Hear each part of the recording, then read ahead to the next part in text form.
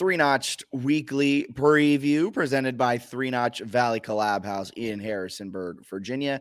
This week, the Dukes have a home game and an away game. They're starting with their away game. Arkansas State, the most potent offense in the Sun Belt. One of the worst defenses in the country.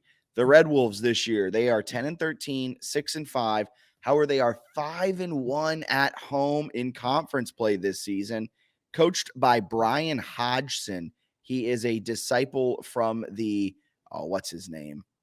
Alabama's head coach. Nate Oates. Nate Oates. He was an assistant with Nate Oates on that Crimson Tide staff from 2019 to 2023. This is his first year as a head coach, and he started the year 2-7, but since then has seemingly started to figure some things out.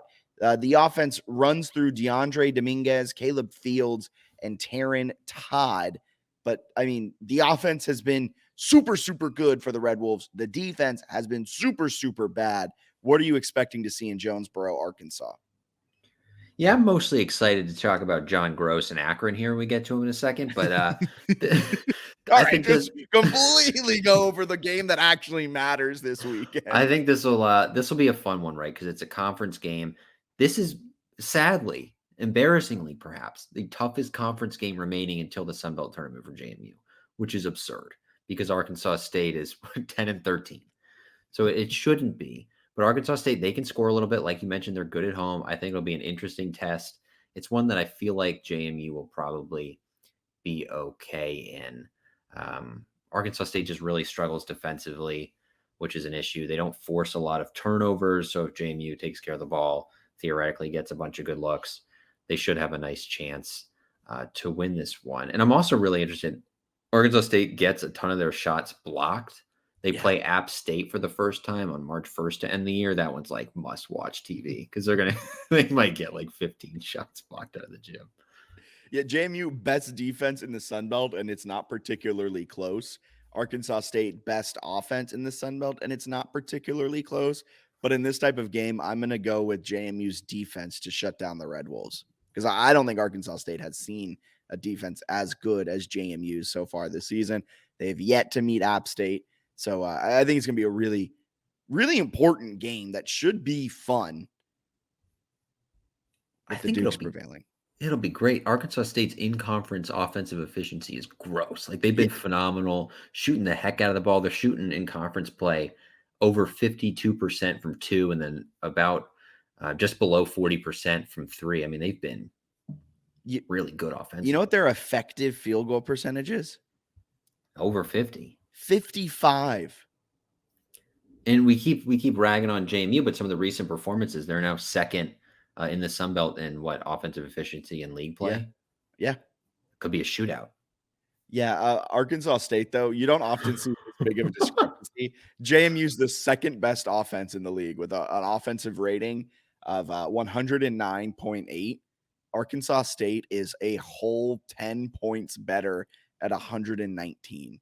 You don't see that type of gap between 1 and 2 often. No, but then the defensive gap is electric. JMU leading the conference in defensive efficiency, 91.7. Arkansas State dead last, 112.3. I don't know. It's going to be a fun one because Arkansas State can't score. So if JMU has one of those games, which feels like every league game, where they're ice cold from three, it could actually be an interesting one. I don't think an upset is out of the realm of possibility here. I actually think if I was a betting man, if this was March 12th, the day after sports betting becomes legalized in North Carolina, I think I would bet Arkansas State to win, like a little like $1 bet. I like that's bold. Well, probably because they're going to be like plus 350. Yeah, I think JMU is only going to be like a 5-point favorite or something based on what Ken Palm had. Yeah. So. All right. So drum roll, please.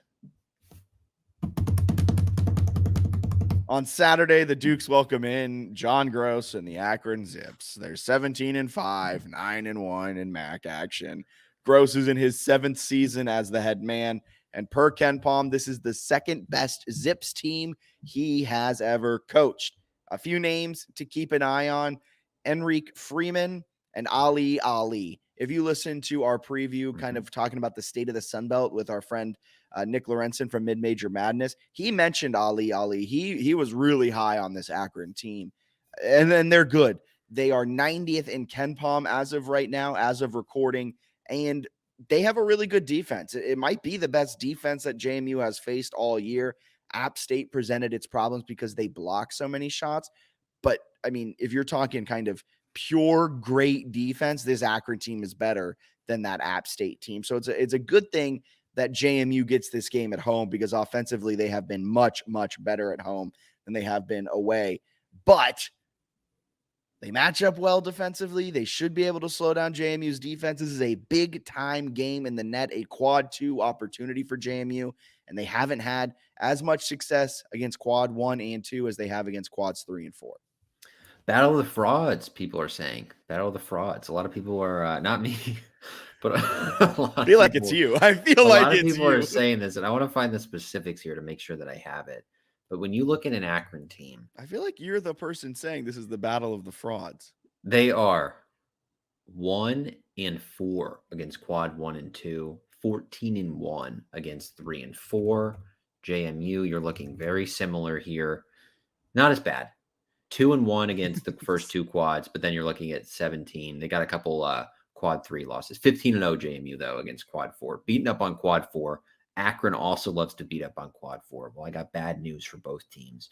You're playing top 100 Ken Palm teams. It's going to be a test. It's going to be a nice win for whoever gets it. The bummer for JMU, based on the net, if I'm not mistaken, this is actually a quad 3 win because it's a home game, and how weird the net is. So that kind of stinks. That's a bummer. Akron, it would be like quad 2 and like fringe. Actually, I think it might be quad 1. Quad 1 because it's a true road game. It might actually be quad 1 for them. So the road team has a lot bigger sort of quote unquote opportunity here, but neither of them, especially Akron, that doesn't really have an at-large case, but a big chance for them, big opportunity for both teams. All right, can I float something by you again? Yeah. JMU wins out, lose in the Sun Belt Championship. We still saying no to an at-large? It's a good question. So I reached out to resident bracketologist Dave Oman. He's Bracket Guy Dave on Twitter. Followed him for a few years now. DM'd him today, asking if JMU went undefeated in the regular season, what he would think. He was saying he thinks JMU would likely be on the at-large board for consideration, but losing twice to App State hurts because they may not have a regular season title. That's sort of an extra nugget for being deserving. He also mentioned the non-conference strength of schedule, well over 300, makes it a tough ask. Things would probably have to fall together very well for him, but we'll know a little more a month from now. I'm not ruling it out. I've got a lot. This is me saying that, not Bracket Guy Dave. I thought Bracket Guy Dave came out of the cup. I'm not ruling it out. That's me. I'm still believing because it's fun to believe that they can get in. I also really struggle to see what would it be at that point? A 30-4 team not making it in. The issue is the schedule is it's worse than we've been saying it is. It gets progressively worse the longer the year goes on. Yeah, Kent State is now 172 in Ken Palm. They're 11-11, and they've got 6 home losses, right? We were talking at the beginning of the year, it's so hard to win at Kent State. Not anymore. We broke them. Them. Southern Illinois, 111. Fresno State, 197. It's hilarious looking at JMU's schedule this season because all of their wins are against really bad teams, and then you just have Michigan State in there. Yeah, the Michigan State one helps, but the fact that they haven't done a whole... Well, I mean, the Louisiana game we don't talk about at all. It looks like, on paper, it looks a lot better than the Kent State game right now. Yeah. Louisiana 120 in Ken Palm, a 7-point win on the road in a tough environment. That might be their best. That's not a might. That is their best conference win this season. Well, the other crazy thing right now, you look at Ken Palm, Arkansas State has a better ranking than Kent State. That would, on paper, be a better victory if they get it on Wednesday than the Kent State game. And we thought the Kent State game would be a that quad was huge. 1, a fringe quad 1 game. And it is turning out just to be a run-of-the-mill, double overtime quad 4 road win. I don't think it's quite quad 4, but I think it is. No, the quads are pretty generous for the road. Okay. But I haven't looked at Kent State's. Where's their? Yeah, they're 175. They're low. Kent State's 11-11. I guess they got 2 non-D1 wins. Oh, that's my bad. God. But I forgot what initial It's a topic big week ahead. It is. We were talking with our friend Dom, and I want to workshop it here through the podcast because he said, what was he saying? That this team has done nothing this season and then arbitrarily used like December 4th at 4 p.m. as the cutoff. I think he would. Well, this is fair. The schedule was kind of front loaded where you get Yeah. Michigan State, Southern Illinois, Kent State, and you thought maybe Fresno State wouldn't suck. So it seemed like they accomplished a lot in the first like 6 games of the year, compared to really not accomplishing that much on paper. The last, whatever that is, 16.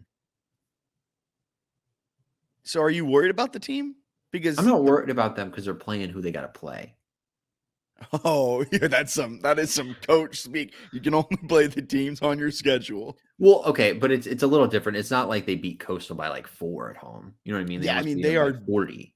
They are blowing teams out, which Yeah, is why their net is so much better than App State's net. Yes, they have a really good like predictive metrics, and then App State fans conveniently love to leave out that they've lost like 4 games to teams that just aren't that good. They're like, we beat Auburn. That's actually better than beating Michigan State. Like, Well, I didn't you love play Auburn at home. That's my favorite thing when they're like, "Oh, we beat Auburn, you beat Michigan State." It's like, yes, but ours was on the road. Yeah, which is critically important when you're comparing, especially in a year where it's been so hard for teams to win on the road. But what I was getting at with bringing up Dom was, I think as JMU men's basketball fans, and if you disagree with me, Bennett, if you disagree with me, let me know after I say what I'm about to say. If you disagree with me and you're on the Twitter waves, let me know on Twitter. But I think we're all damaged by what the last 7 years of men's basketball, more than 7 years, but ever since I've become a fan, I think I've been very much damaged by the past. Every time it seemed like JMU was in a spot to finally find momentum and build forward, they've failed. Like, you have great wins and then you just can't string it together. You beat UVA, Radford, George Mason, and then all of a sudden the CAA strips away any type of postseason games, and then Byington uses that as an excuse for why the team crumbled down the stretch. Like, all of these things where it just seemed like they were poised to take the next step. To me, this feels like a spot where they are poised to take the next step. You go on the road and you hand Arkansas State a double-digit loss. Oh, Nelly, am I hype? I think that's a massive, like, I don't know, it kind of feels like this week, not make or break for the team, but almost make or break for my like full level of belief. Like, if they go 2-0 this week, I'm all in on like they're making the NCAA tournament, they're winning an NCAA tournament game.